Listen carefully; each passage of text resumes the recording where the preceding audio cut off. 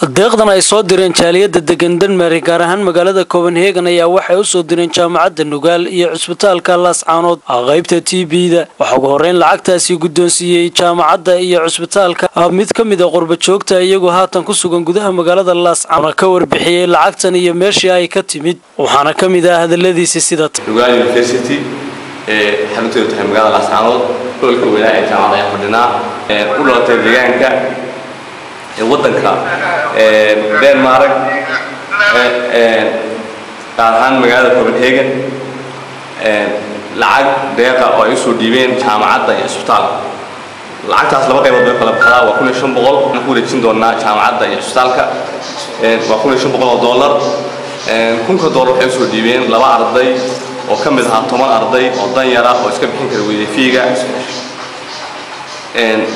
iska bixin kara weeyay jaamacadduna ay dabooli kara weeyay inay filig ku siiso 10 arday bay ahaayeen oo la yiri Europe inay soo bixiyaan lacagtaas 10 arday laba arday waxa qaaday jaaliyada Denmark khaasatan magaalada Copenhagen waxaan uga mahadcelinaynaa deeqdaas jaaliyada Denmark waxaan codsanaynaa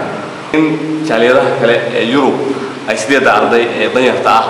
ee fiig iska bixin karin inay u qaataan laba iyo saddex inay u qaataan reer Denmark waxaan ugu bishaareynaa inay ardadaas ay ka fargareeyeen oo ay macnaha lacagtooda xasiliyeen haddeerna waxaan rabaa inaan lacagta ku wareejiyo maanta aad baan ugu mahadnaqaynaa jaaliyada reer Sool ee degan Denmark waa mahad weyn waa qasbay noo tahay soo xuseen qaanjiifka TB-da qaba ee cusbitaalka Laascaanood sida runta uma hayno nafaqo joogto ah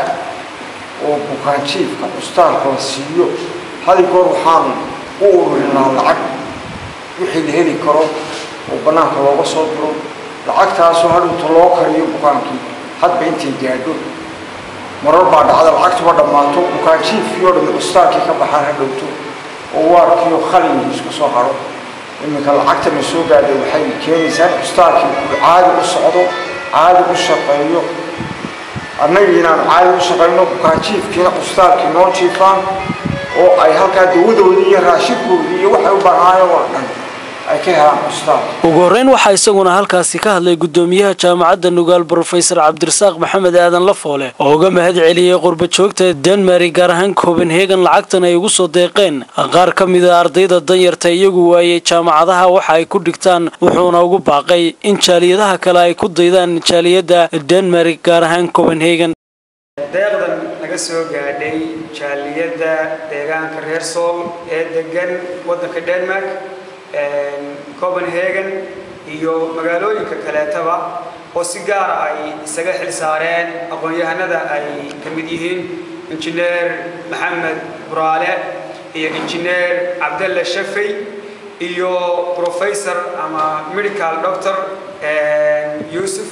Buraale oo isaguna ka mid ahaa odayaashii ka hawlgalay waxaan idin leenahay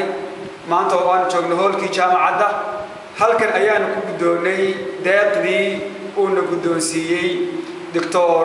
Faarax Warsame oo reer Birmingham ah arday ee aan Yurub u soo gudbinay labadii arday ee ugu horeeyay waxa jawaab waafiya ka soo bixiyay reer Denmark